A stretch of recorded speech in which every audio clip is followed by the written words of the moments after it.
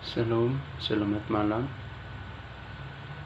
Perkenalkan, nama saya Paulus Kulabora, NIM 1734030010, kelas B regular sore semester 7. Tugas review buku 1 dengan judul Hukuman Sebuah Proses Sosial, Riset Pemikiran Ulang dan Kebijakan. Yang pertama, mengapa memikirkan kembali riset hukuman dan kebijakan? Nah, sebuah enigma yang abadi. Hukuman adalah sesuatu yang bisa dibicarakan semua orang. Mungkin yang paling banyak aktivitas yang terlihat secara publik dalam hukum, realitas sehari-hari, peradilan, pidana, latihan diarahkan pada hukuman. Bentuk pengambilan keputusan hukum mempengaruhi arah praktik peradilan, pidana, dan akibatnya publik pengeluaran, misalnya dalam kepolisian, penuntutan, penyediaan bantuan hukum, penggunaan penjara, hukuman komunitas, dan lain-lain. Pekerjaan hukuman juga tampaknya mencerminkan budaya dan instruktif. Ini memberi isyarat gagasan tentang bahaya otoritas dan komunitas, mungkin menawarkan resolusi emosional dan katarsis, atau mungkin merendahkan. Akibatnya, hukuman menjadi lebih dari sekedar keputusan formal, kasus langsung. Ini adalah rutinitas harian pemberian sanksi dan kelembagaan praktek yang paling banyak menciptakan kerangka makna tertentu. Hukuman adalah sesuatu yang setiap orang bisa rasakan, dan memang begitu, dalam arti yang layak untuk dibicarakan, meskipun mereka mungkin langsung mengakuinya.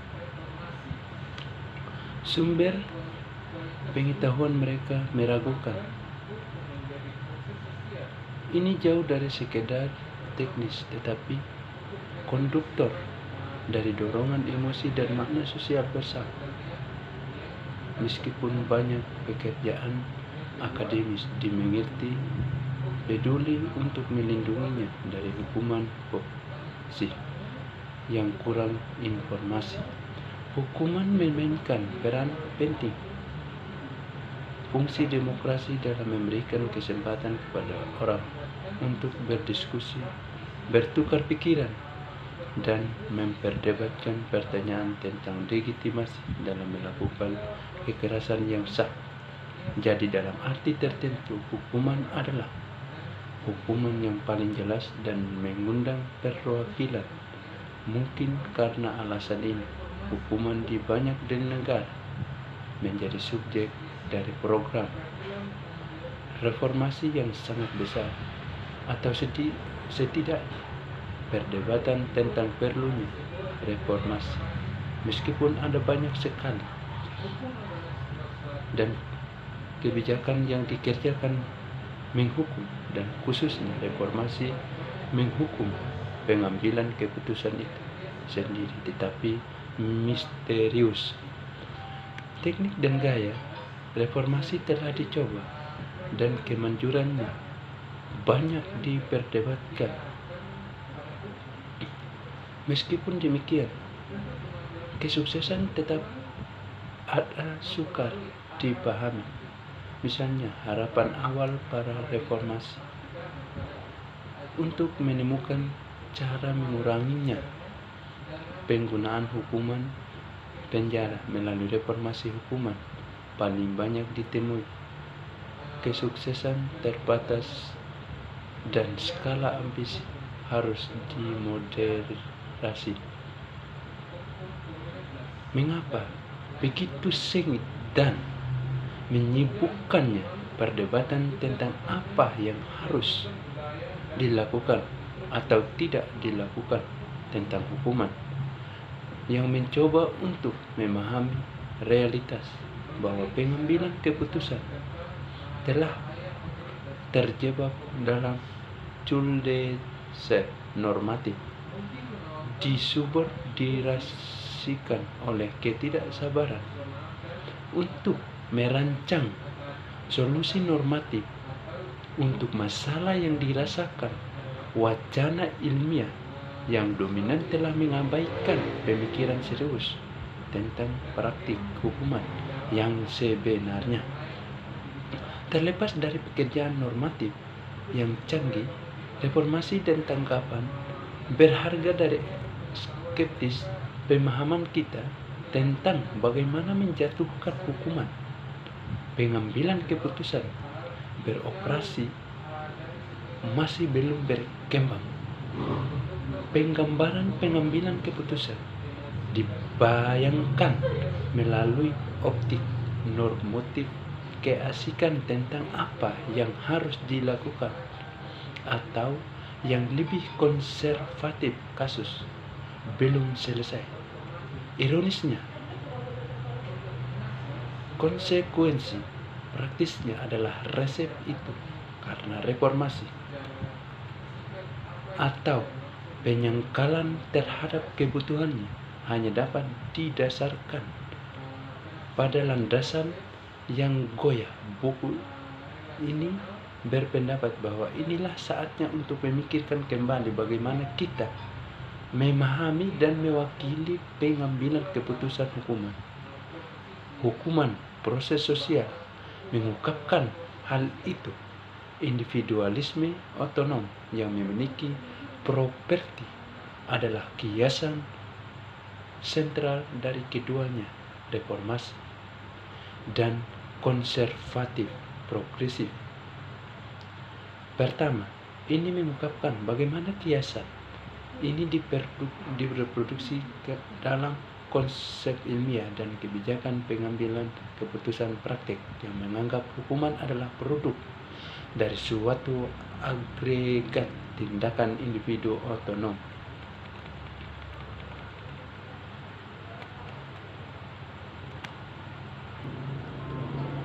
Menghukum sebagai proses sosial, 3 kualitas utama. Yang pertama, menghukum pengambilan keputusan bukanlah ajaib, bukan mesin, tapi interpretatif dan pemikiran kebijakan.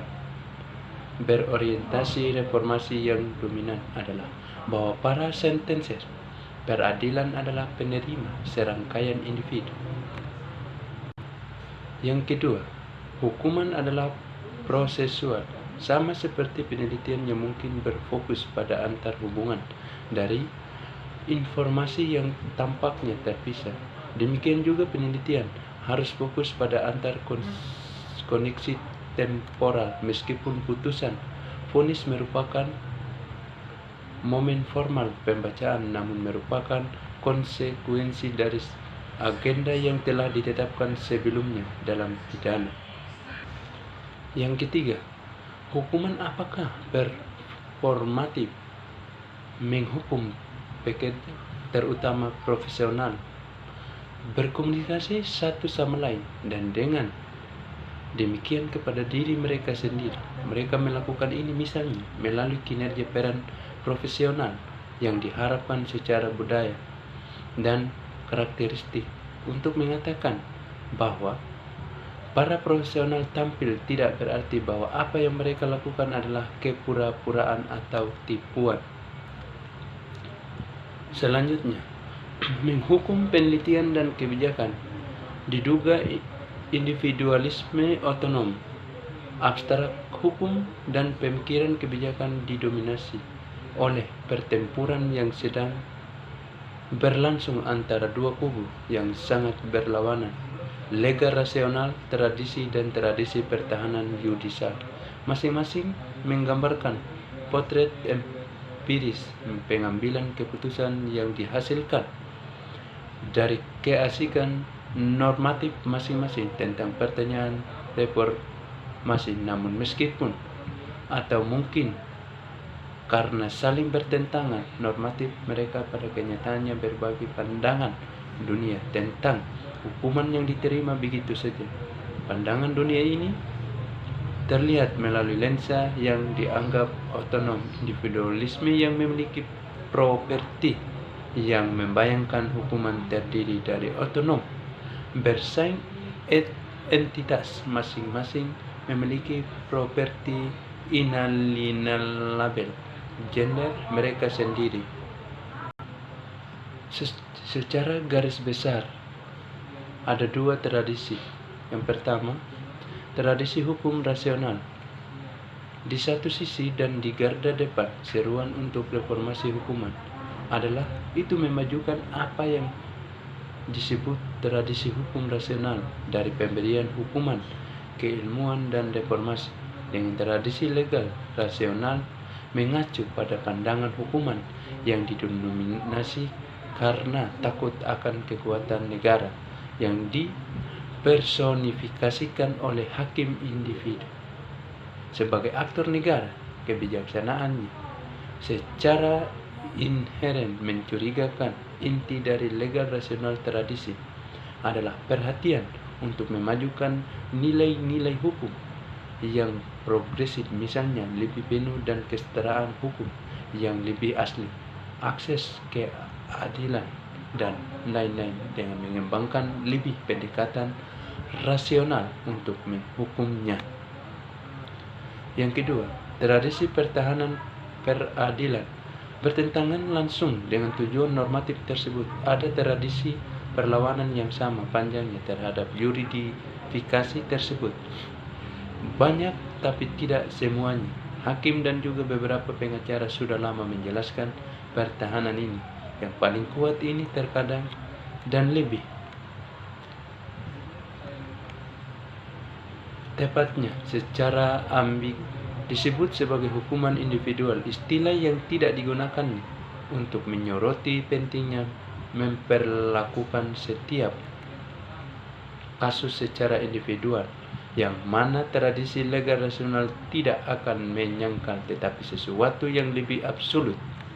Oleh karena itu, keputusan harus diserahkan kepada kebijaksanaan hakim yang sepenuhnya menyadari fakta dan keadaan unik dan khusus masing-masing kasus.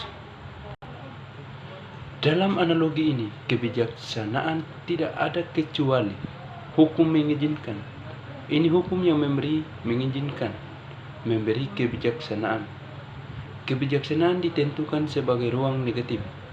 Itu adalah kehampaan, celah, ketiadaan, kekosongan atau lubang.